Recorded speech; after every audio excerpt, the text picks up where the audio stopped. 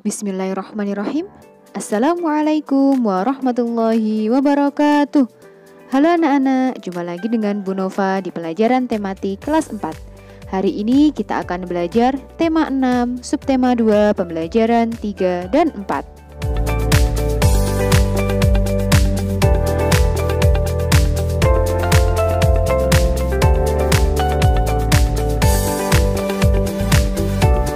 Anak-anak, masih ingatkah kalian dengan tokoh yang ada pada gambar ini? Ya, benar sekali. Ini adalah Gajah Mada, seorang patih pada masa kerajaan Majapahit. Gajah Mada ini memiliki cita-cita yang sangat besar, yaitu ingin mempersatukan pulau-pulau dan kerajaan-kerajaan yang ada pada saat itu untuk menjadi satu, yaitu Nusantara.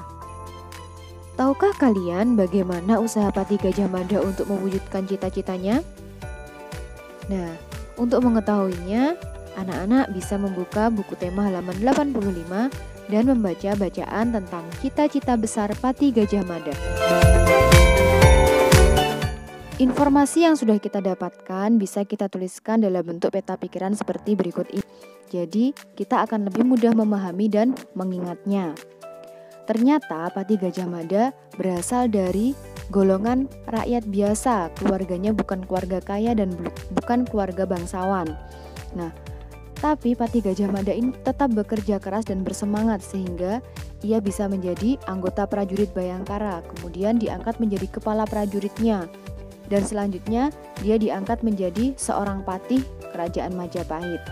Nah, tidak sampai di situ, Patih Gajah Mada tetap berusaha keras untuk mewujudkan cita-citanya, yaitu menyatukan wilayah-wilayah untuk menjadi Nusantara. Nah, anak-anak, sikap dari Patih Gajah Mada ini dapat kita teladani.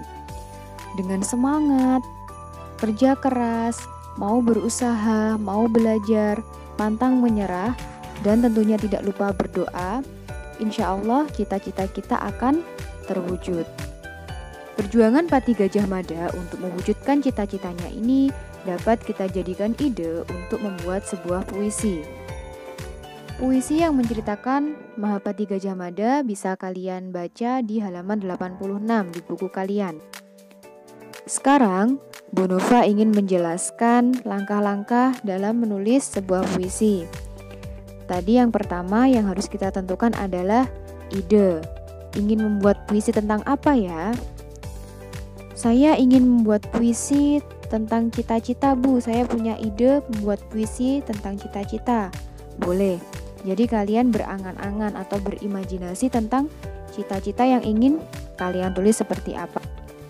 Berimajinasi ini dapat membantu kita untuk melihat sesuatu dalam berbagai sudut pandang dan memudahkan kita untuk menuliskan kata-kata yang indah untuk puisi kita.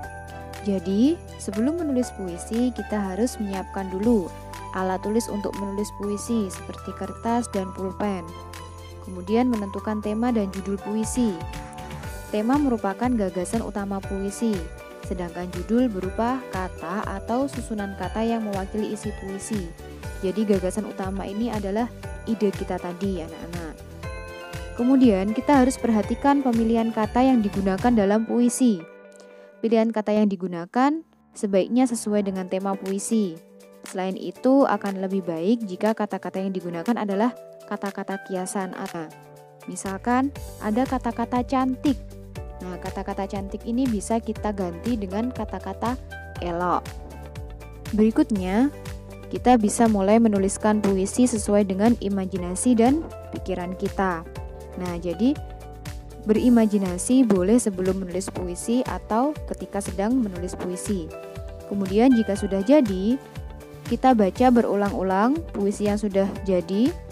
Nah, tujuannya untuk dapat mengetahui jika ada kata-kata yang kurang sesuai dengan isi puisi, sehingga kita bisa mengubahnya.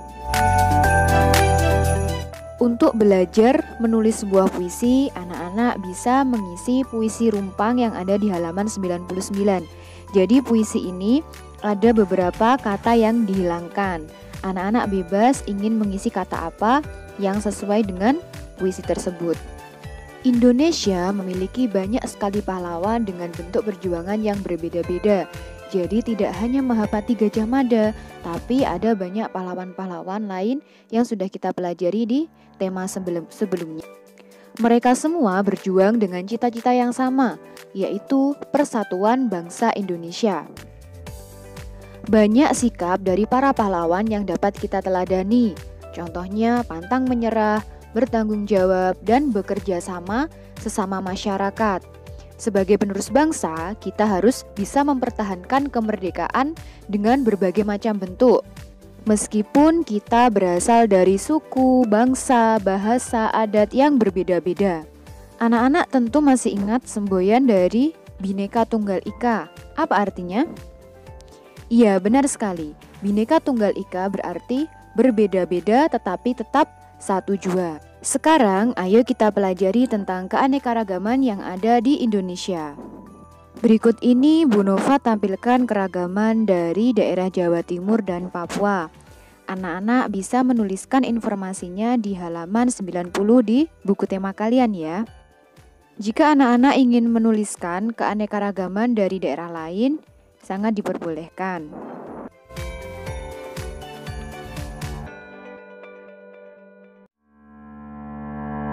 Selain keberagaman suku, bangsa, dan budaya, Indonesia juga kaya akan sumber daya alam. Sumber daya alam adalah segala sesuatu yang ada di alam yang dapat digunakan untuk memenuhi kebutuhan hidup manusia. Ada sumber daya alam yang dapat diperbarui seperti matahari, air, udara, tanah, dan sumber daya alam yang tidak dapat diperbarui. Contohnya minyak tanah, batu bara, emas, dan besi. Inilah sumber daya alam yang biasa digunakan oleh masyarakat di lingkungan sekitar kita dan cara pemanfaatannya.